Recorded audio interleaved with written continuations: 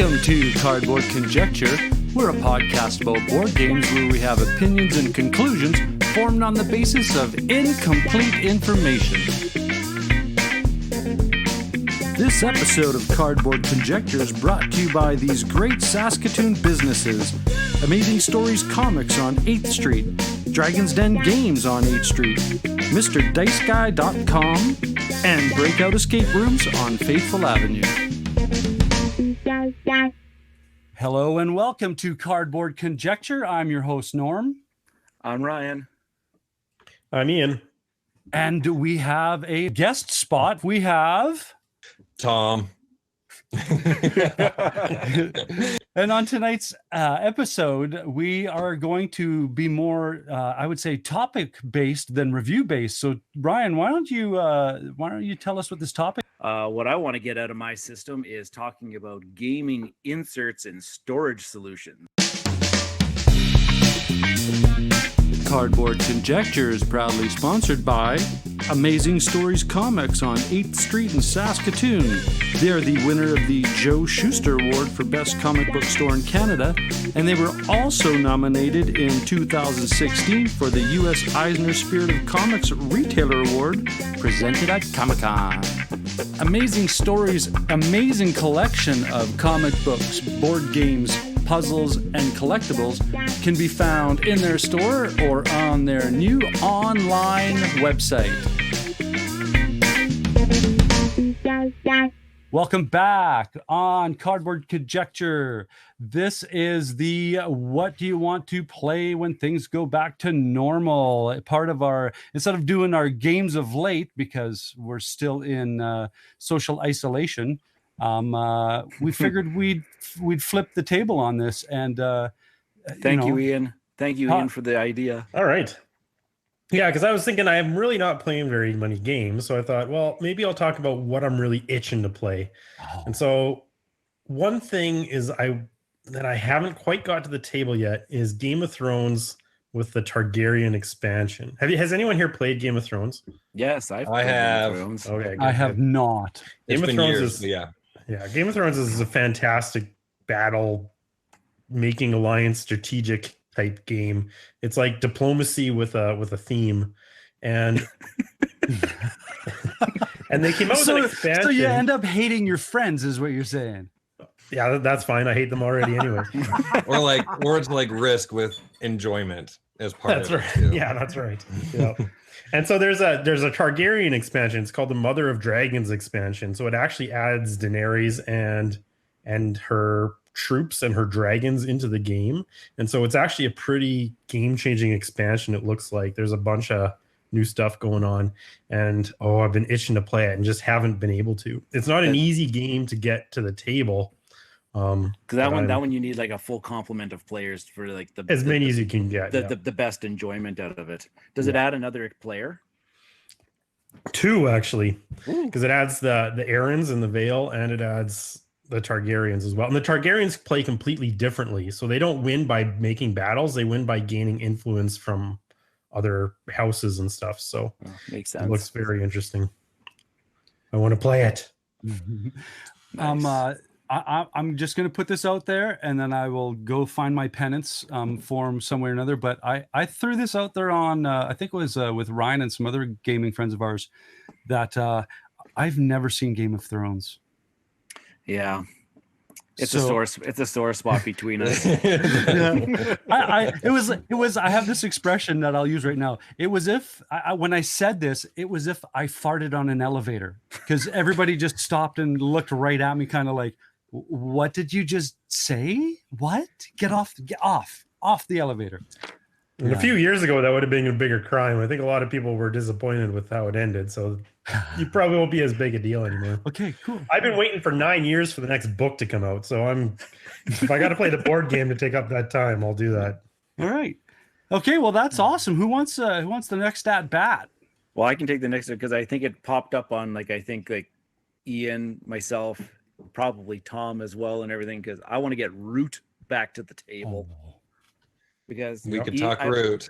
Because I don't think Ian's played with the Riverfolk expansions yet. I haven't. I just got it at ToonCon right before everything happened. I just got that new expansion, And then Can't I play just it. I got all the Underworld expansion stuff that came in with Cool. all those goodies. And Tom's probably in the same boat. Probably got them just a little bit before I did. Yep. You got it. Well, I don't know. I just kickstarted it, so I got it when everyone else got it too. Yeah, the States always gets everything a little bit ahead of Canada. Oh, But I mean, clearly we're superior. You could tell from Kickstarter everything right now. fulfillment. Yeah. Wait. I smell a little bit of sarcasm there. No, never. Yeah, so We'd make you honorary Canadian with that cynical thought. Yeah. Let's wait till November. You might have a new neighbor. We'll see. Wait, that all fits very thematically in with Brute. Oh yeah, it does. It does. Good point. Yeah, so like with all these expansions out there with all the new factions, like I haven't even played with. Now I'm starting to call, instead of calling them the Corvid conspiracy, I call them COVID conspiracy. Yeah. and the mole people, and then I got the neoprene mats, like the very nice neoprene mats that play on, and well, I almost got those, but I have like 20 rolls of mats that I don't know where to put them. They're just like I'm like strewn Mr. about. I'm Mr. It's almost like we Neoprene. should have a discussion maybe on storing these things. What do you guys think? well, you know what? The I do need weirdest help with that. thing. It's the weirdest thing that you say that. No, because if it wasn't for Tom, I wouldn't get all that stuff into one box. Is that I am podcastual proud of that. foreshadowing? Yeah. Those Yeah. those deck boxes. I totally remember when Ryan was all fired up about the.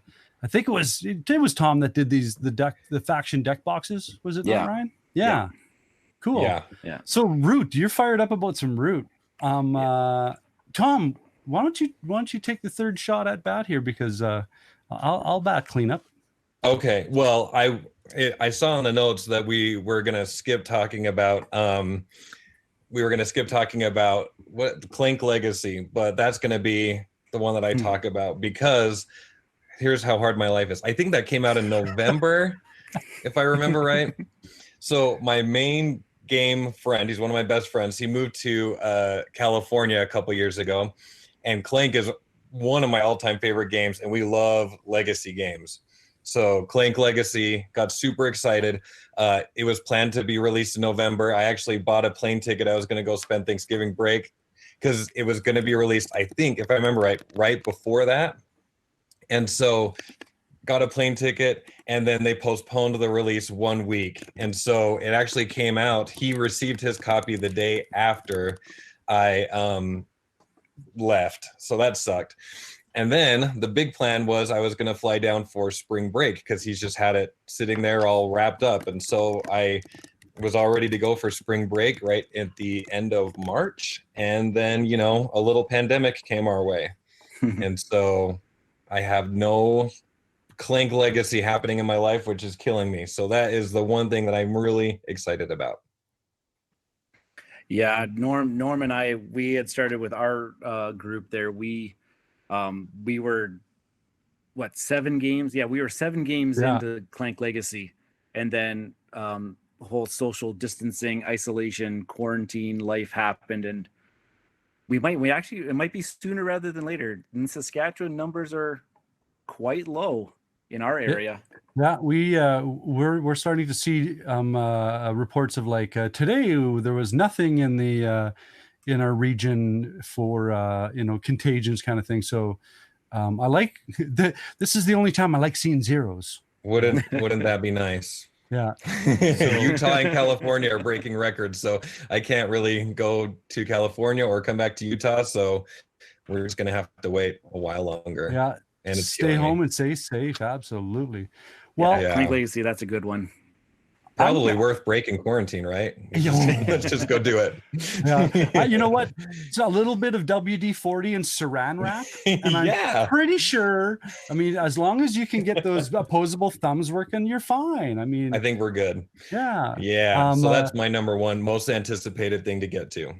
I'm going to completely go on the swing that pendulum into the absolute dry Euro nerd Cube Pusher. I want to play some Hansa Teutonica in a bad way. So for those who don't know, it is the probably and I'm going to just go out and, Conjecture, right? It's the quintessential networking, zero luck game. It's all about, I like to always say to somebody, because you show them all these different 5 mechanisms, and it's all about route building, and it's all about, of course, victory point accomplishments. But I always say to people that it's like this whole Bruce Lee, bend like a reed in the wind, right? If other people are pushing this way, then there's less resistance on another area that you should focus on, and that whole, you can't go into this game with a rote kind of Puerto Rico strategy, because you're playing against the other people's reactions to choices being done it's the most tactical game. I mean, the strategy is have good tactics, right? So yeah, and I've got all the map expansions, and so I know that there's a few behind some microphones right now that have been graced by the Hansa Teutonica game. So that's my big one. I'm just waiting for the big box to come, because they announced that there's a big box or the big box is coming. Say what? How do you not know this, Norm? That there is the Hansa Teutonica big box with all the expansions in one storage solution. Yeah, but okay. Well, I'm in. Yeah. Does it not come with the game and cost $100? You're thinking of terraforming Hansa Teutonica. Hansa Mars. So Ian, have you played Hansa Teutonica? I have Ian, not, Tom? No, I mean, I know what it looks like, but other than that, I don't know anything about it. Okay, well, Ryan, you got to kind of back me up on this. It's German Euro Cube Pusher, but yeah, holy man, it's like it's pretty neat. Like when you say you want to play that when social distancing and stuff like kind of comes to an end. It is one of those games where you're never going to get a 2-player experience out of that. You're never going to get a 3-player. You got to have like that 4 or 5. 5. You got to have 4 or 5 at least to play that one, and have a good fist fight in a phone booth. Yeah, and I mean the best part about that is when you are kicked out of something, you're compensated and compensated beautifully, because you get to build twice, right? I mean, and for those who, I don't want to get into the details, but it's just such a brilliant networking game that's got meta levels of strategy that you can go about going at this. So that's mine, Hansa Teutonica. This episode of Cardboard Conjecture is proudly sponsored by Dragon's Den Games, located in the Louis VIII Mall on 8th Street in Saskatoon. Swing by Dragon's Den Games and let Darren, Al, and the awesome staff help you out in search for great board games, role-playing games, miniature systems, and all of the related accessories. Be a part of their gaming communities that have scheduled events in their great gaming area. Dragon's Den Games, Louis VIII Mall on 8th Street in Saskatoon. And we are back. So before we get into our kind of topic of interest segment, we need to provide our contest participants with some information. Ryan, set us up with what's going on right here. Sure. So if you've been living under a rock this past month and not listening to our podcast, you would because those are your two options. You've either been listening to our podcast or living under a rock. I know. I've been really nailing it lately with my descriptions. Yeah. Or after you've listened to our podcast, you choose to go live under a rock. So we've been running a contest at insert URL link here, because I'm not going to read it out loud again. But we had over 260 people log into the website, like found the website, and unique users. Over 260 people have found the puzzles, and I'd like to announce that we had 35 people completely solve all 3 puzzles and email me the correct phrase, which got you entered into the contest. Awesome. So congratulations to the 35 people. You rocked it. Insert cheering crowd here. Yeah. Of those 35, how many did not need hints from you on Twitter? How many did not he? Well, okay, so Norm's cousin needed a hint. He was messaging me on Saturday afternoon. Nope, but I think only 5 people I think actually asked for hints about the whole hunt. I think others probably just got frustrated and left and didn't even bother messaging me, but that's okay. So what we have is actually I've got 3 prizes. We ended up getting some donations. We got 3 prizes. We've got from Amazing Stories. Oh, from Amazing go ahead. I was Stories, gonna say, we got the from the last episode. We talked to Shen Fung Lim about the Coded Chronicles escape games. So we've got Scooby Doo Escape from the Haunted Mansion. Scooby-Dooby-Doo. And then donated from the Mr. Dice Guy, we've got both of the adventure games, The Dungeon and Monochrome Inc. So that comes as a package. And then donated from Breakout, we've got the listener who wins this one can choose one of the unlock boxes. So there's a box of there's 3 unlocks, and we have some options that they can choose from. Nice. For that. So what I'll do is we'll draw some names here. I will message them. Whoever has the first gets the first pick. So and I get to roll, right? I get to roll. You get to roll. You get to roll a D35 there, Norm. Woo-hoo. Let me just look on my D&D shelf here. Oh, there we go. And here comes the roll. 34. Number 34, and that would be Tony Sweet. Congratulations, Mr. Sweet. Tony Sweet. I will be in contact with you very shortly, Tony Sweet. And okay. Does he get to choose, or are you designating? I will message. So he'll get the first pick. All right. Okay. He'll get the first pick. This is like a BCB draft. I like it. Yeah. NFL's got nothing on us, man. There we go. Roll it again. Here comes the roll. This thing's like a metal dice too. It's kind of heavy. 16. Number 16. You are number 16 is right here is Lane Ardell. Yay! Congratulations, Lane. Nailed it. Getting a hold of you very shortly. Okay. Last roll. And last roll. Okay. Off my mic, off the ceiling, coffee cup, into the dice tray. 29. Number 29. You are Miss Tracy Tran. Yay! Yeah. Okay, Tracy, I will be in contact with you very, very shortly. This was fun. Awesome. This episode is proudly supported by the amazing team at Breakout Escape and Board Game Lounge from right here in Saskatoon. Using industry-leading technology, Breakout Escape's escape rooms are all 100% uniquely designed by the team, ensuring their patrons have maximum fun while staying safe. As well, they are a fully licensed board game lounge with over 400 titles to select from to ensure fun for every gamer, new and experienced. Be sure to check them out at breakoutsask.com. At Breakout Escapes and Game Lounge, they believe that life is more fun when you play games. We are back. This segment is basically the feature of the show because it is the topics of interest. And the topic of interest for this episode is game storage solutions.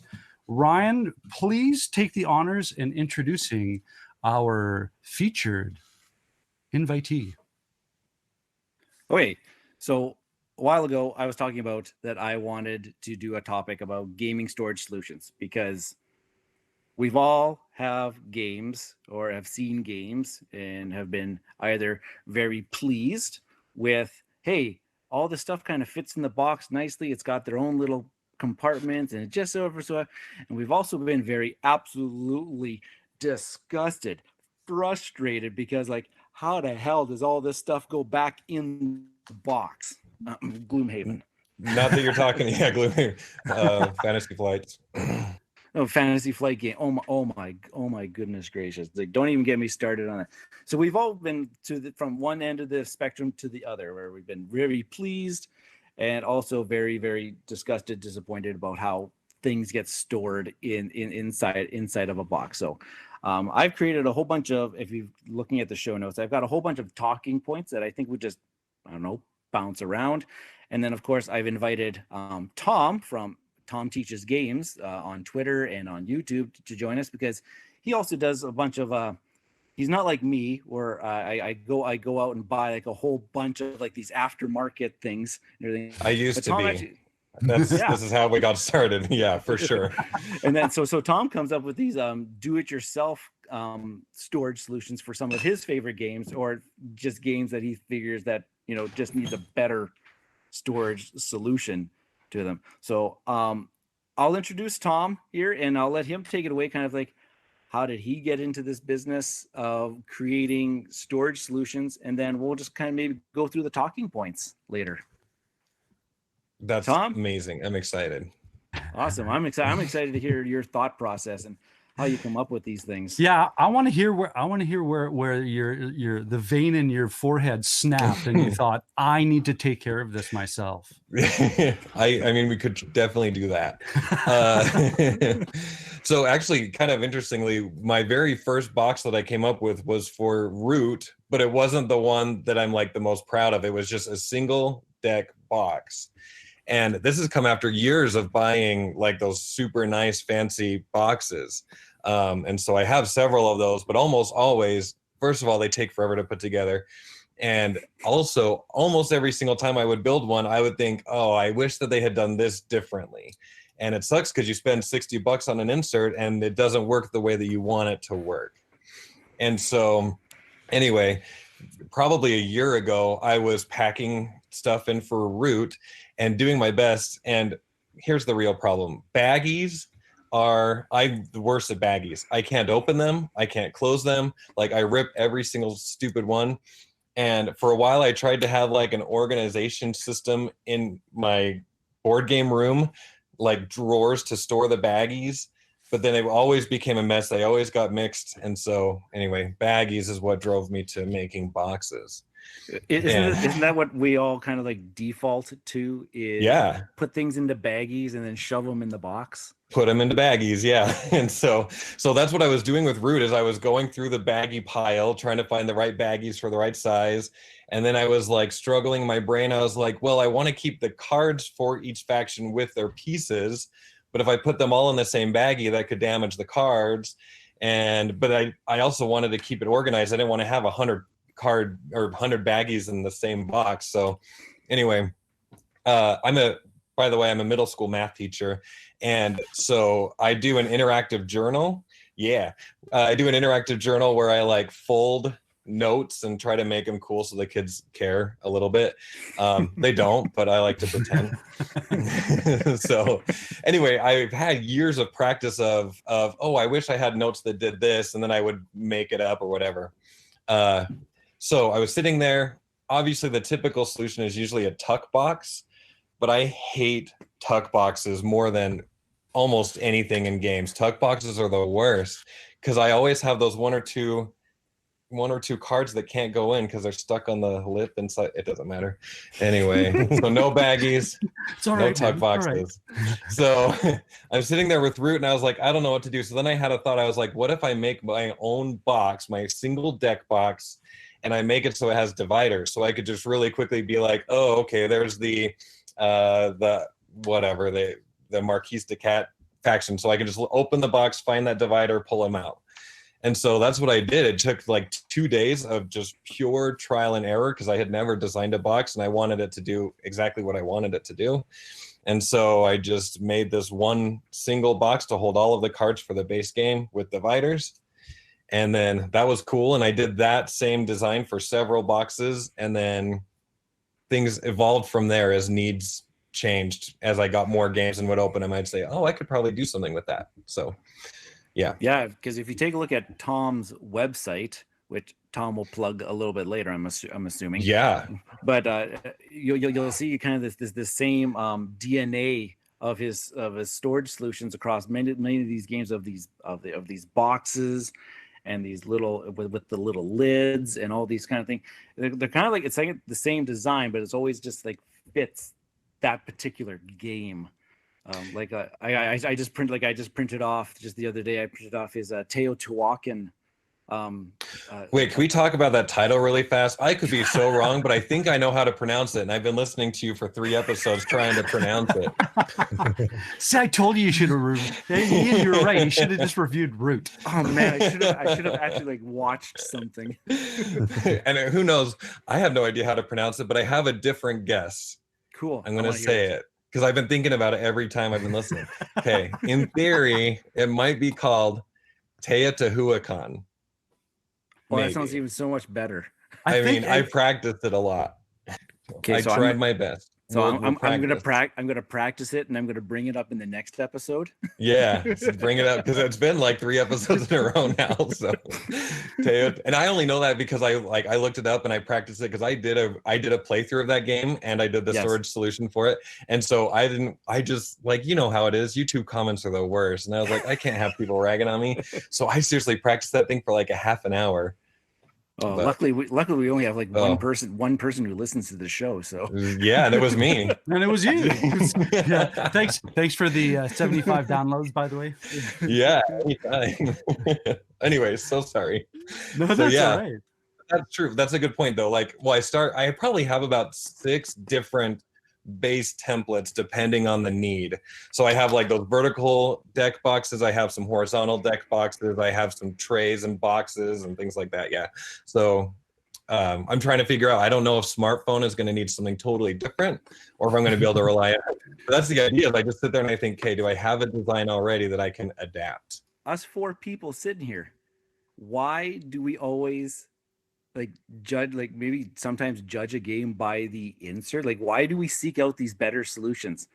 Didn't the company already come up with these ideas when they packed up the game and sold it to us? No. Didn't they think about this? Probably not.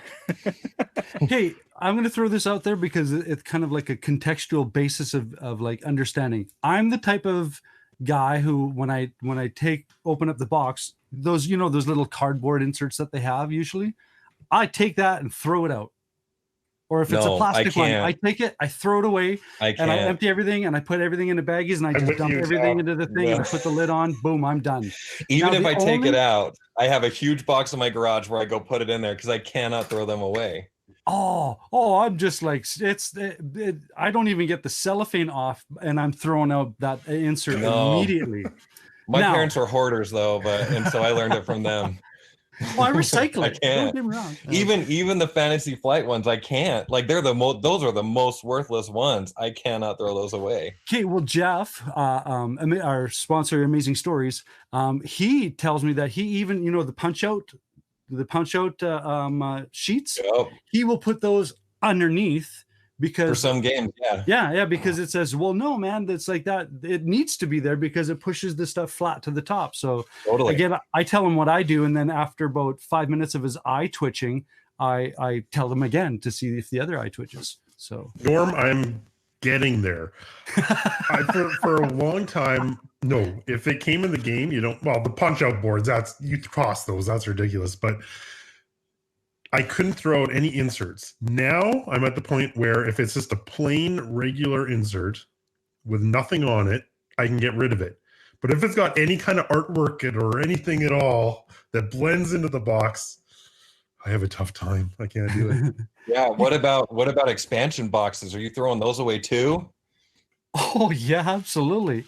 My kids can't use them for Barbies and toys. They're in the recycle pile. But I use them to hold the garage floor down. They're all in that one space. Just millions of empty boxes and stupid inserts. Well, you guys know if you decide to hang on to all the expansion boxes, you need another room to put those empty expansion boxes. The garage. That's what garages are for. All right, point taken. Okay, but don't get me wrong though, because I completely understand the value and the purpose because I have Kemet and I purchased one of the Broken Token, the wooden ones, and I did it because it was I want to play this game. I'm tired of taken more time to set this game up than it does to play the game. So for me, it was like bang, bang, bang, let's get playing this game, and bang, bang, bang, let's put it away. There's a math teacher right there. There's a fundamental spatial relationship puzzle going on there. Oh, how did you totally. overcome a lot of that stuff? Oh my gosh, trial and error and lots of swears and tons of trees killed. A lot of references to sons and mothers. Yeah. Yeah, exactly. What was it? Paladins of the West Kingdom. That was probably the hardest one, because the trick with these storage solutions is, first of all, you have to get the pieces to fit in the box, but then you have to get the boxes to fit in the bigger box. That one was the hardest one by far. That was crazy. All right, cool. Now here's like one thing that a lot of people don't know is what we've suggested, like broken token, and we haven't mentioned folded space. But your stuff is, you don't charge anything for downloads off your site, do you? Do you want to talk about that a bit? Oh, I sure can. It is, I mean, that sounds really cool, but it is 100% selfish why I don't charge for things. So, for example, it's really important to me to use the actual artist's artwork on the boxes, because I think that it brings people in thematically. I think it looks way better, and so that's important. And I just kind of don't want to go through the headache of contacting people and making sure that they're compensated appropriately and all of that stuff. My understanding is that by not charging, that's okay. I'm not making any profit off of any of it. The other thing that's really terrible on my part is that I hate whining, and I feel like people whine less when they get free things. Like, they're just excited. Yeah. But if they pay you $10 for a box that they don't like, then they can complain about it, and I don't want to hear it. So I just figure I might as well just put it up for free. And if people want it, cool. And if they don't want it, I don't care. No skin off my nose. I'm not saying that sounds like a fundamental teacher initiative. Is I don't want to hear. That is so what it is. It totally 100% is. Yeah. So why do we always want everything to fit into one box? What is it? What drives us to put all of that stuff into just the one box? Because we're nerds. Shelf space, so we can fit more, have a bigger collection. So we can have more. We have a limited amount of shelf space. We just want to have just the one game. It has 10 expansions in it, like Carcassonne, and I just want to have just the one Carcassonne box just sitting on my shelf, and I can just reach in. I don't have to worry about grabbing all those other boxes and putting all that stuff in. For me, it's that I want everything as a complete package. I have this weird mindset about that. It's like, if I want to have the game all together, just one unit. And there's some games that I can't do that with, and it drives me crazy. Does it necessarily need to be in the box? Because, and I'm going to say this and watch people twitch, because I have a couple games where I have stuff in baggies and it's just elastic banded to the outside of the box. Yeah, that's absolutely disgusting. Yeah, what is wrong with? I mean, you can see my display right here. It's all like book style. Like, I can't. That's insane. Oh yeah, my Snowdonia looks like it's got like growths, plastic bag growths coming off of it. I literally threw up in my mouth just listening to that comment. I did have a thought. Yeah, that's gross. I did have a thought about your first question and this question together about why it's important for me to have a good insert. Is I almost exclusively play with non-gamers. So almost always I'm playing with people new to a game or new to the hobby. Like, my one gamer friend is in California, so I'm almost always just playing with new people. And one thing that's so important to me is to be able to get the game out and going quickly. Because if you're trying to bring someone into a game and you're sitting there organizing for 15 minutes, I think that's a really good way to lose interest really fast. So that's been my most important goal, is trying to make things pretty and fast. But I think Tom nailed it on it. Those are the inserts that I have, the ones that I've either purchased or made. It just makes the thing. Yeah, like they said, the setup is always atrocious. Like, I got a Twilight Imperium insert. That's going to make the setup of that game so much quicker because there's so many little fiddly things. Tom has a great one for Edge of Darkness, and the little card packets. Yeah, that was a new template. That was a new design just for that. Cool. That when I saw that, it blew my mind. I was like, oh my gosh, that is going to solve the one big issue I have with this game, how it is. Even that stupid drafting period like that so again, I just design based on what makes it easier for me. So like that initial draft where everyone's picking a card, to just be able to flip the whole pocket over, oh man, I was so pleased with myself. Yeah, just pass the packet around. Pass the packet around. Oh, it's so nice. Cool. I want to add one more answer to your question, which is protecting the pieces. Because just in baggies or not in baggies or anything, pieces can really easily get scratched or messed up and stuff like that. And that really freaks me out, obviously, as the person who saves my inserts. Well, I completely appreciate when you pointed out the fact that it's like putting the pieces in the same baggies of the cards and the pieces potentially scratching the card. I had never even thought of that, and you got me thinking, going, "Oh wow, I'm like scratching up the paint off my cards for the my Legrand stuff that's with." Oh, it's like right away I just kind of went, "Oh, I have to fix that." You gotta fix that, man. Get on it. But then I'm the same guy who says, yeah, I use elastic band Ziplocs to the outside of the saddlebags on a donkey. I throw away my inserts. Yeah. I might have the impulse, but the execution's a little lacking. So do any of us have like games? I'm pretty sure Norbert does or Ian does, but do any of us have the games that still have like the actual original insert in them? Oh, lots. I have lots. Everything. I'm because I still have trouble throwing out inserts. If it's a custom made insert, it's part of the game and it should be there. I don't know. I have trouble with it. So I'm with you, Ian. Even to the point where I will design my boxes to try to fit in the insert, especially if they have artwork. And so like, what was it? Taverns of Tiefenthal, I think. I designed it, and what I did with that was I took the insert, and in order to fit my boxes in there, I had to actually slice the insert so that you can like lay the box inside. But man, it came out so cool. And I think I did the thing. Yeah, no, it wasn't Quacks. Yeah, maybe it was Quacks of Quedlinburg. I just like sliced a little bit in the insert so that I had like this storage space. I could take my Plano box and like store it inside of that slice so that I could keep the cool artwork. See, often I'll store, like, I'm trying to fit expansions and stuff in there because I want to get as many expansions in one box as I can. I'll store under the insert, like I'll actually put stuff under the insert, but I've never. Fantasy Flight every time. Put the minis under those side wells. Yep, absolutely. Yep. So what's even better is if you throw it out. No, just no. So Tom added into the show notes something pretty interesting. He's like, some games have seemingly great inserts, but they just absolutely suck.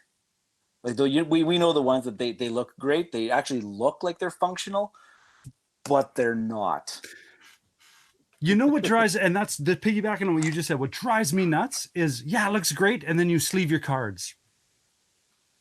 Oh, and then they don't fit the sleeve cards. And then it's like, I just wasted. And that's the point where I go. Hear what Ian said? Well, no, what did it? Don't sleeve them. Did you hear about the harm that can come to cards from opponents, man? I don't sleeve either. And I do get a lot of crap for, like, I don't design my boxes for sleeves because all sleeves are different. Sleeves are not created equal, and I can't make 7 designs for one stupid game. And so, yeah, I get that. That's the number one comment that I get all the time is, does your solution fit sleeves? And it doesn't by nature, but there is a fix for it. Yeah, don't sleeve them. True. And because mine's all print do it yourself, like you can just change the size, magnify it a little bit, and then you can fit your sleeves. So I don't know, let people figure that out. Trial and error. So do we have any examples of like seemingly good inserts that just don't ever seem like I like the one at the top of the list here. I kind of agree with Tom with this one. Coimbra. That does have an insert that does. It's a pretty insert. and it cost money. Took time. They could have cut down on some production costs there, but it's kind of functional. But why did they have to have like separate things for like everybody's little lion icon? Yeah. And So just in case people don't know, that's the problem, right? They have the space, like every player has a lion piece and every player has a meeple piece and every player has discs, and there are separate wells. There's one well for the lions and one well for the meeples and one well for the discs. And so all the player lions go into one well, and that is just stupid. So I just keep all of my player pieces in bags in that. That reminds me of the Ticket to Ride box where they suddenly have those spots only for the little player markers that go on the slow track, and that's it. What is that? Or like when games, I'm going to think about there's games out there that have places for the money tokens, but you have to store the money tokens vertically. Oh, I put that on the list. I don't know if you saw that, but that is the worst. Trying to Because get like them all. Small World or what? Yeah, like kind of like Small World, and if the box just gets bumped or tipped or anything, and then all those pieces are everywhere. Yeah, I hate that. I think the one that Five Tribes, that's the one that bugs me a little because it looks great, but you move that box on any kind of axis plane, and that stuff is like cross-populating like crazy. It's actually a kind of a common thing with some Days of Wonder insert. Like Days of Wonder is really good for their production qualities, and they have really nice inserts, but they all suffer from kind of like those same problems. Yeah, if you don't hold it like a pizza, it's all over the place. Yeah, I really do wish that with these companies that they would have somebody in charge of insert practicality. Like they always have people going over the rules with a fine-tooth comb and all the cards and making sure everything's balanced and all that crap, and then they have a dumb insert, and it makes me frustrated. Yeah, or like I'm coming up with Splendor is a game where all the components are stored in a very nice insert, but all the components are stored in a box that's like about a million times bigger than what the components are for that particular game.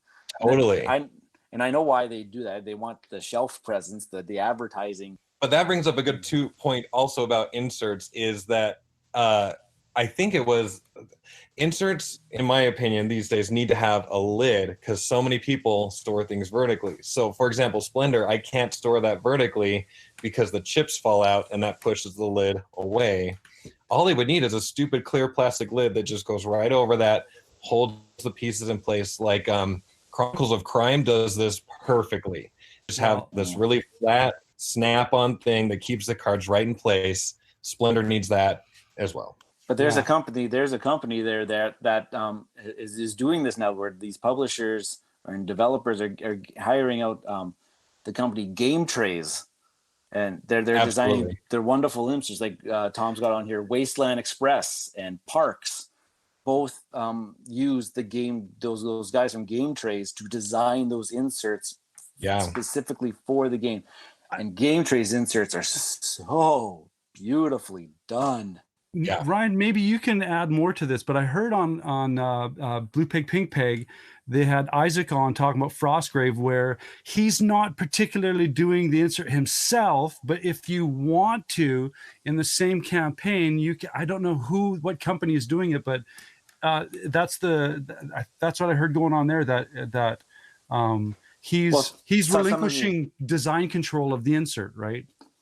Well, yeah. Well, a lot of people that was one of the big to-who's about Gloomhaven was that you got this gigantic 22-pound box of stuff, and there was no functional way of.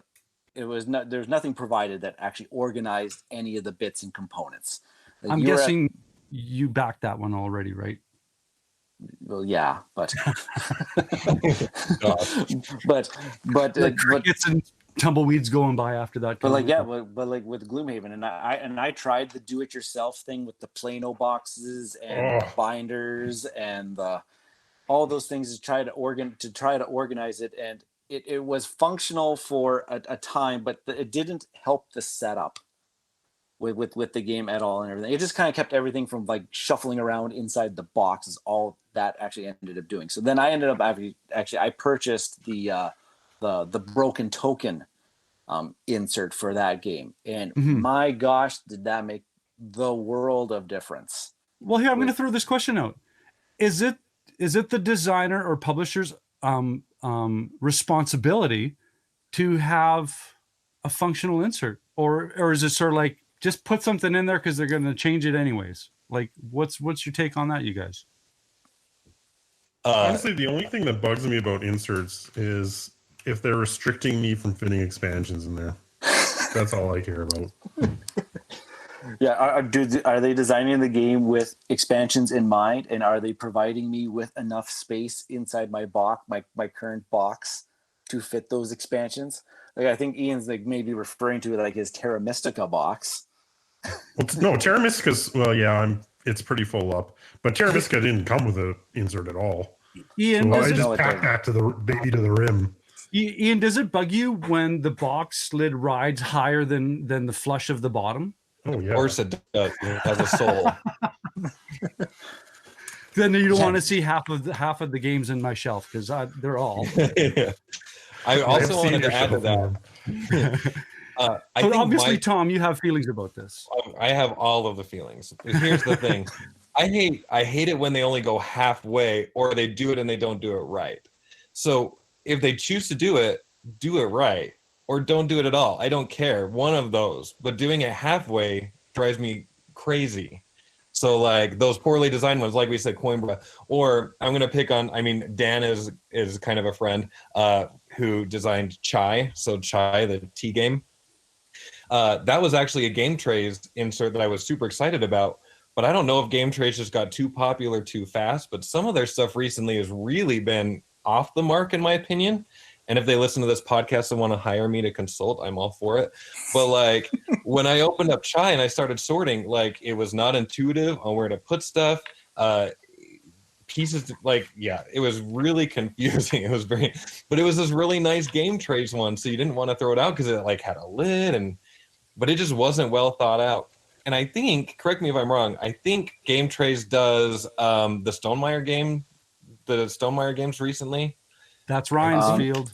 Yeah, so they did. I think they did it for Tapestry, and they missed the mark on that one. That's what I'm saying. They go halfway, right? Like he had half of the game in this beautiful tray and nothing else. So I in response, if a designer and a publisher are going to do it, and I think that really adds to their sale value. I think people get excited about a good insert. You got to either do it awesomely or just don't even try. Just put a stupid cardboard thing in there and call it good. Well, and on the point here too is that there's a huge aftermarket for custom inserts. Like how many companies can we name here? Broken Token, Meeple Realty, Go7, Folded Spaces, Game Trays can be contracted out. Like there's obviously an aftermarket for all this. So there was people have noticed that, you know, lots of games come with crappy solutions to be able to store my game vertically versus and a lot of really good Etsy design. Like I get a bunch of inserts from Etsy, people doing 3D stuff. So that's good. Cool. Yeah. So well, like, let's do we call out the publishers and say, or are the publishers okay? They say, well, we know that there is aftermarkets and everything. I'm going to keep my costs down. That comes back to it. Keep my costs down. Is it their responsibility? Yeah. And know it's like, hey, some people are okay with just putting things in baggies and Plano boxes. And okay, I'm okay with baggies. Yeah, honestly, Plano boxes disgust me when people do that. When the fact that you did that for Plano boxes, man, I love Plano boxes. Love them. No. Okay, we're not storing fishing tackle in our game boxes, people. When I pay for a game, I used to go to Michael's to the little girls' jewelry section to get the little jewelry boxes and to put it in my games. Really? Yeah. What I want to say though is when I pay for a game, I want to pay for the game. I don't want to pay for the packaging. You know what I mean? It's like, give me the content. I don't care if it's. And I mean, I said it once. I said it before. The box is just to protect the stuff inside, right? And so I want I want the creative game. I don't really care about how it gets to a certain extent. Yeah, To a and certain I extent. get that. I want to add though that I do think that it adds to the I think there's value in the presentation. Like to me, a good insert is on par with great artwork. It's when they nail it, people talk about it, and that can add to the hype maybe. To me, it's the Vulcan variable. Is it logical? Is it logical, or is it just chrome and new paint? Because if it's chrome and new paint, then I'm paying for fluff. But if it helps get the game out faster, if it helps get the game put away, I would be curious to know how much cost it actually does add. Like if we were to contact Stonemeyer Games and say, okay, how much did it cost you for the tapestry insert, including designing it and producing it? How much it's did just that vacuum form, right? Yeah. So I imagine once they have the design, it's got to be pretty cheap. But to me, it adds so much in terms of presentation and ease of getting things to the table and stuff. Yeah, it's like, yeah, because I would definitely, if I'm one of those guys where if I hear that a game has a good insert, like you pay attention for some odd reason. It tickles that little piece of the brain, like, oh, it does what? Or why couldn't this game do it and stuff like that? Just a couple episodes ago was the last episode, whatever. You guys talked about parks and you talked about the insert and how cool the insert is. So like, Ian, that was you, man. Yeah, Parks is a great insert. Cool. Yeah, because that was designed by Game Trays. That was one of the ones that they did good. I was gonna say, that's a good transition. Let's swing that pendulum to the other side. And Ryan, you have on your notes here the standout publisher inserts. Like you, Tom, you mentioned Chronicles of Crime, and just Parks just now. Are there any other ones that you guys think are stellar? No, I just had it. I didn't type it into the notes. I was just thinking about it right now. So come back to me, and I'll come back. Well, we mentioned Wasteland Delivery Service. Yeah, that one's incredible. I'm going to throw one out. This one's kind of a mixed bag, but Unmatched has been popular recently, and they have a great insert with just, for me, a problem. So Unmatched is that game where you have a whole bunch of different factions or whatever. And if you open up the box, they have everything laid out so beautifully in the insert. The problem is that if you want to not carry 7 boxes to game night, you have to take out that insert and put things into the single box. But as a design, if you didn't ever have any expansions, you just had the base game, that insert is amazing. I love that one. I want to throw it an add to the list that wasn't on there, but Via Nebula. If anyone's ever played Martin Wallace Via Nebula, kind of a pickup and delivery in a fantasy setting, that box is probably the one that, and I was about to rip that sucker out and I went, wait. This thing's pretty convenient. Okay, you get to stay. And that was the first one that passed the test of, it's not all, caca in regards to inserts. So it was done properly. So Via Nebula, yeah. I was just thinking about the new Suburbia Collector's Edition. I was thinking about that one too. Yeah, that one. They did it right with the big cube like box and the stacks and layers. I can't remember. I'm trying to look it up if that was a Game Trays. Yeah, it is. Oh, as far as who produced it, yeah. Because that's part of what pushed me to get it. I love Game Trays. Vindication also had a really great insert. That one was almost flawless, I think. Vindication. Everything was that was Game Trays. That was a Game Trays hire. They really do a great job. And again, my only criticism is I feel like they got so popular so fast that some of their more recent things have been a little bit not what you'd want them to be.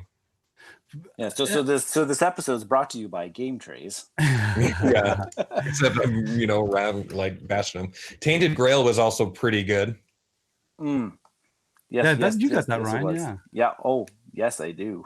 And that was pretty good. I didn't actually pay attention to much of the insert. That one I always the card solution of organizing where the cards go was always kind of like a big thing. They have like save slots Yeah, for your different characters, but I don't use them for slaves. So I actually have to use them for organizing the other. totally. Well, you know that I have a solution for Tainted Grail, right? I yes, I do. Okay, there you go. It's just a bunch of dividers because they do have a good insert, but you need dividers to find the cards. Yeah, So that's that was when everything's all packed tight in there, it's harder to see where one card row ends and the other one begins. But I want to point out another one that I just thought of, Sorcerer City. Does anybody here have that one? me, Okay, so Sorcerer City had this beautiful, pretty well thought out game tray or insert. Again, I think that one was game trays. But once again, there were just a couple of things they didn't think through. They did have a nice lid, which was cool. So here's the problem. So that game is a tile laying game. So you have like 100 square tiles and they go around the border of the box. And cool thing is they did have a lid, which is something I complained that most people don't do. So they have a lid that goes over to keep them in place. But getting that lid on top of those tiles is a total nightmare because you get it on one side and then it pushes the tiles on the other, and it's not good. So again, if you're interested, I do have a solution for that one too. All right. yeah, with the little tile caps. Tile caps, yeah, so that you can get that stupid lid on enough. And in fact, once you get those tile caps on, you don't even need the lid anymore. But yeah, that's the idea.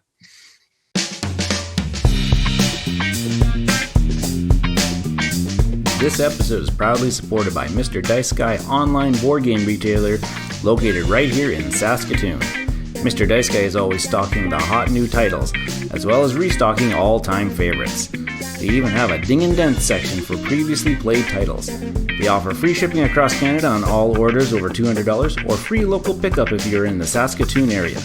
Check them out at MrDiceGuy.com. Saskatoon's Mr. Nice Guy is Mr. Dice Guy.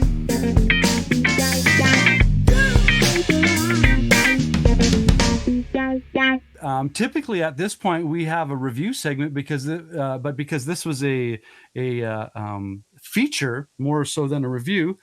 We will throw some review at you, but we're going to hand this off to Ryan because it folds in so well to the idea of organizing that board game you have, and he's going to do some compare and contrasts with the stuff that you can find on the market.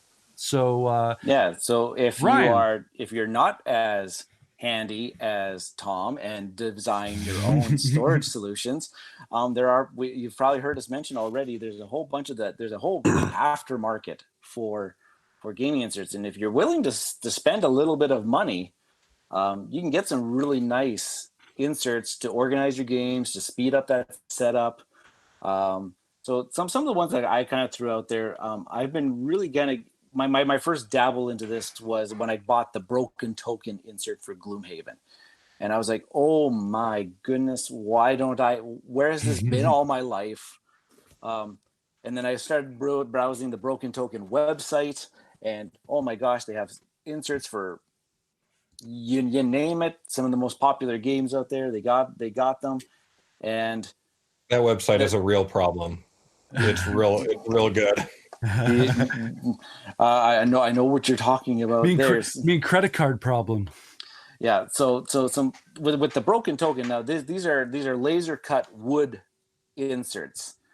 So one of the things that they do is they kind of do. Okay, I couldn't let that go. Thank you, Tom. I was twitching over here. Anytime. Got your back. Whew. Yeah, you teach grade 9, I teach grade 9. Okay, right on. We got it. We're on there. So after the doo-doo, they do add a bit of weight to the game because they are wooden. And so that's the other thing. The Gloomhaven already came in a 22-pound box, and you add on the broken token insert, adds about another couple pounds. But at that point, what does it matter? If it's already 22 pounds, whatever. Yeah. And on a side note, Ryan is now a power lifter and will be competing next week. Yeah. Well, haven't you seen like the Gloomhaven workouts? Yeah. But definitely, like, now since they are wooden too, they are on the more pricey end, I would say, for like even like a bigger game like Gloomhaven. You're talking about a good chunk of change for those. How much was Gloomhaven? Remember, that was like 80 to 100, wasn't it? It was a lot. I think when I picked it up, Yeah, I think I picked it up on a sale, and it was still like $75 or something like that. It was a lot. Ryan, I'm going to set you up for this next one. Ryan, I have a bad back, and if I have an insert that makes it heavier, it's not going to work for me. Are there inserts that are lighter? well. I got to stop drinking coffee before we podcast, man. I know, right? So like the other solutions that our good friend Dave over at Board on the Air, he introduced me to folded spaces inserts, which are made out of foam core, and they are specially designed to fit the pieces and speed up the setup. And yeah, unlike the wooden inserts, they're light. They don't they add like next to no weight to the game. And also I got the folded space for my Scythe legendary box, and it didn't add any weight to it. I want to also add, those have started showing up in my local game stores. Broken Token was in a game store for a little while, but they haven't been in for a couple of years. But I started to see those folded space storage solutions in the game stores recently. And for what they do, the price point is really, really good. Like we're talking about goofy Canadian dollars here, like like 20, like $20 for an insert, or $25 Canadian for one of these inserts. It's an American, that's $1.75. Yeah, exactly. It's about the same here too for those. Yeah, they're definitely cheaper than the wooden ones. And I think they provide now. Some of them, if you have like deluxeified components, like if you have like metal coins or something like that, those components that are a little bit heavier, yeah, sometimes the glue starts ripping away at the bottoms of those after a time. But I haven't come across that. The fold spaces ones are really, really good, especially if you apply just that little thin layer of wood glue as you're assembling them. Very, very sturdy. Very, very. One thing that I really do like about the folded space, at least, okay, so the only experience I have with them is with I don't know how to pronounce this one, so you guys can correct me. I don't know if it's Henties or Genties. Yeah, so at least the Kickstarter version came with one of those inserts, and it was really pretty. I think the proper pronunciation is Gentes Huacan. Oh, Gentes Huacan. Yeah, that's probably true. I actually ended up getting rid of that insert. I'm just gonna say it because I didn't think it was as well designed. Like, it didn't make setup easier for me, so I got rid of that one and did my own thing, of course. But it was really pretty, and that's something that I do like versus the wooden ones. The wooden ones usually don't put a ton of effort into a look, but some of the folded space ones can. Yeah, they can put stuff on there. Yeah, I don't have any, but I'm interested in them. I think the foam core is a cool idea and looks a little slicker. They're very easy to assemble. Like I remember with my Broken Token one, where I had to get like the little hobby hammer to try and get some of those pieces to fit together properly. Yeah, and you got to sand if they don't come out of the sprues properly. You got to sand some of this. Where the folded space one is really kind of neat. You just apply that thin layer of glue, hold them together for like a little bit, and Scotch tape it, man. Yeah, you just did Scotch tape. I just Scotch tape is like and the only reason why is because and again, I don't know, you guys are probably like, LePage, why are you getting picky now? But any of the glue that shoots through might get into the cards, right? You're doing it wrong then. Absolutely, because the instructions are all leaking problems too, though. Right? I have. Mm-hmm. Yeah. So and again, it was one of these. To be absolutely honest, it was more so yelling at my kids, "Where's the glue?" And then, fine, I'm just going to use the tape, right? And that's where I went, "Hey, this is working fine." So I will say that as much as I like these inserts because they're really well designed and well thought out, one problem that I've had with them, especially for the price that you pay, is, again, I store my games vertically, and almost none of these have lids for any of their components. So any of these games that I bought these inserts for, I have to store them horizontally. I mean, obviously, third world problem. Yeah. It's actually a first world problem, not a third. But that is something that I've noticed with those inserts is it's tough because you have to store them flat. Yeah, because they have the open tops and their trays and their yeah, they're gonna fall. They're gonna fall over. A lot of them store cards vertically, and if you tip that, then they slide out, kind of a thing, depending on the game and the way they tilted them.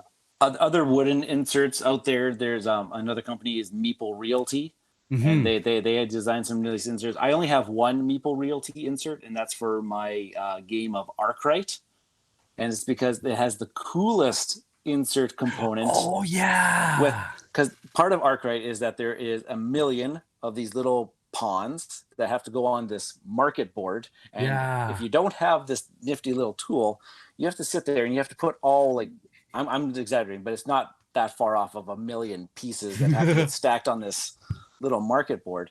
But there's a little tray that you can put all these meeples into, and then you slide it onto the market board, and then you push a button and it releases them all onto the market board perfectly. Shut up. I don't even know this game. It's probably too heavy for my brain, but that sounds amazing. Like that just sounds like something I would watch on YouTube over and over. and you can. It's very satisfying to watch the person push the button. Yeah. The meeples drop on into space and I'll then put they that with lift it my off. soap carving videos that I watch at nighttime. Oh, it's just So that's the only meep. Just because it had that little, I don't even want to call it a gimmick. It had a really good solution to my biggest setup problem of Arkwright was putting out the 100 pawns onto the market board. But then it stores all the tiles very nicely and very organized, and so Meeple Realty, and again that one's expensive. It's a bigger game. But you get what you pay for, though. It is what you get what you pay for, and it's very sturdy because it's the wooden insert. Ian, do you have any of these inserts? I do have a couple, and I actually got them from Go7, which I hadn't heard about, but they were the ones that are available on the website I buy from. So, and they're a little bit cheaper than the other ones too, right? Yeah, they are. Cheaper. So I got like the basic card one because when I decided to do my big Dominion shrink down, I took 8 Dominion boxes, shrunk them down to 2 boxes, and I had to use kind of this basic card layout that they've got. And that actually worked pretty well. And I did it. I got them down to 2 boxes, and they're 10 pounds each. But so there we go. Gloomhaven. And so, that's kind of like me with Aeon's End. My Aeon's Ends are so heavy. Same reason. Broken token inserts. 7 Wonders, I got the Go7 gaming one as well. And that one's actually pretty slick. It works pretty well. They got these little trays you take out. You're supposed to glue them together, but I didn't. I just snapped them in like puzzle pieces. They're fine. But I liked them. I don't want to do it for too many things. Like honestly, if you give me an empty box with a bunch of baggies, I personally am happy. That's fine. But in some cases, they work pretty well. Cool. I'm just going to throw one word. I think Daedalus Productions is out of business now, but they had some really good inserts. They were a little more expensive, but they were stained and always had like a cool thematic design on them that I always appreciated. I like they would laser burn some of the art in it. I love that. And they would always like stain them with a color that matched the artwork. That was really cool. Like their Dead of Winter one was cool, and Kemet is a good one.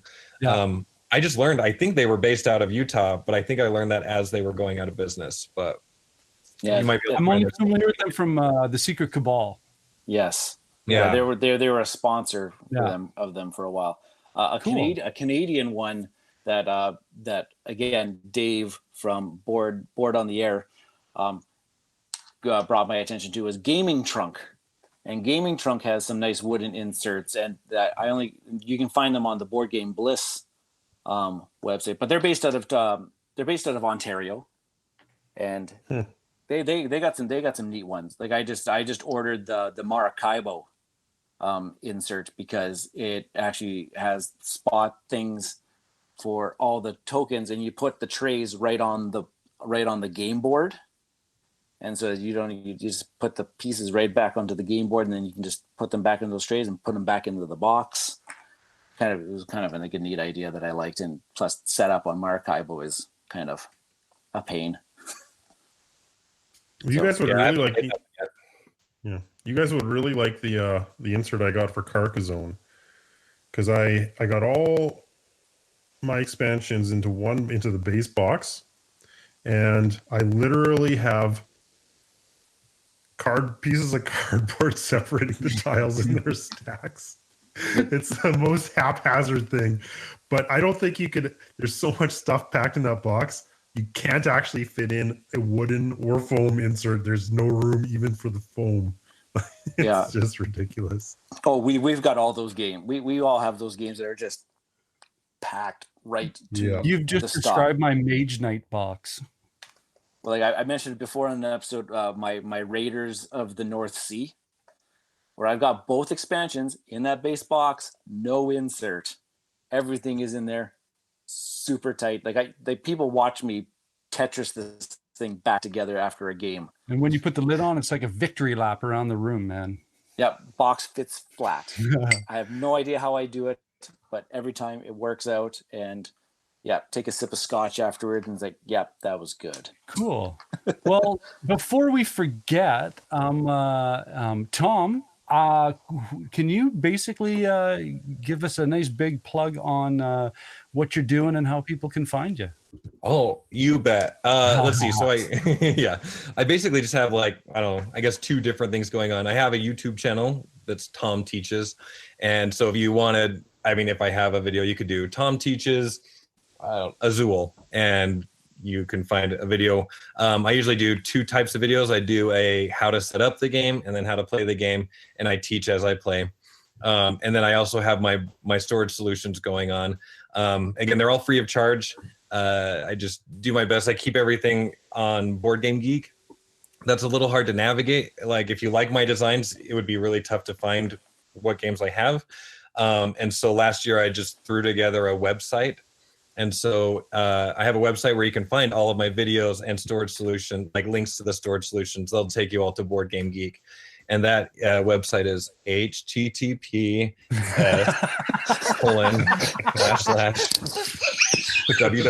Oh man, that was like a 2x4 right to the teeth. Yeah, it's important for some people. That was like dying. Monty Python kind of physical comedy. Nice. Yeah, but it's just tomteachesgames.com, and then I have tabs on the top where you can just find your videos or your storage solutions. I have some gameplay alongs. I've designed some solo variants, crap like that. So I don't know. I've done my very best with my content to just keep it all free, because we're all teachers here and sitting here. So it's been important to me that this is always just a fun hobby for me. Mad respect to people who do make money off of it, but I just have done my best to just keep it nice and easy and I do want to say joyful. That Tom's boxes, I'm looking at them here, and they've got like, it's not just a box, like it's got full artwork that looks like it's straight from the game, and it looks really like they look really good too. Thank you. Yeah, well, like I said, great. I'm a little paranoid that I said something stupid earlier, and not intentionally. I fully believe in paying artists for everything. And in fact, a big thing for me about the boxes is, giving credit to those artists, because I think those artists are so amazing and they're so great. I want to have that artwork with my game designs, which is why I keep it free, just so that we can all enjoy the amazing artwork on these games. And also along those lines, because it can be really intimidating, I think, to print something off and not know how to make it. For every box I've designed, I have a video where I will show you how to make the box. So you don't have to, there's no written instructions or anything like that. So if you want to print off Teotihuacan storage solution, print it off. And then right there on my website, I will have pictures of what it should look like. I'll have videos embedded there, or I can take you to YouTube and see them, whatever you want. I've done my best to make it easy. One last thing I'll say about my inserts is sometimes people have insert designs where you need special tools. I've done my best. This is just, you need scissors and paper. I usually just use cardstock and a printer, and you're good to go. So like no special tools needed at all. It's all just, everything is just printed on an 8.5 by 11 paper. So cool. Those are options for people if they want to learn them. I'm on Twitter too, which always shocks my family because I hate social media with my whole heart, but I'm on Twitter for the board game channel and nothing else. Anyway, so if you wanted to see me on Twitter or talk to me or anything like that, I'm sure it'd be amazing for you. I'm just at Tom Teaches Games, so you can say hi or whatever. Awesome. Well, this episode that had a blast. Thank you for coming, and thanks for the invite. Ryan, that was a brilliant idea to put this this whole topic together. And Ian, Oh, it's been recorded. Norm says I had a brilliant idea. It's been documented. I told you I was drinking way too much coffee, right? Well, thank you very much for if you've made it this to the end of this. First of all, thank you very much. And what are you doing? I'm They were making one of my inserts while they were listening. yeah, that's what they're going. It takes a couple hours. Cool. They're probably wondering when the next contest is, which I have no idea. Yeah. Right on. Well, I'm your host, Norm. I'm Ryan. I'm Ian. I'm Tom.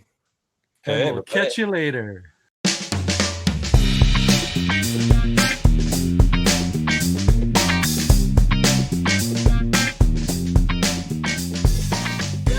We are Bridge City Board Gamers, and you can find us on Twitter at BC Board Gamers, on Facebook, Bridge City Board Gamer Community, and on YouTube at Bridge City Board Gamers. You can also find us on BGG Guild number 3039.